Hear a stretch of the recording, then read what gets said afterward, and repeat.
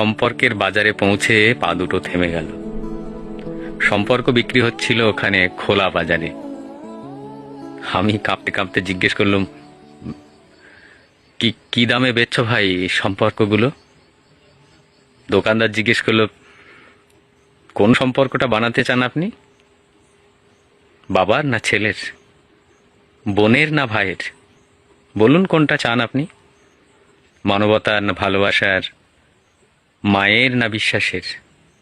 বাবুজি, কিছু তো বলুন কোনটা চান?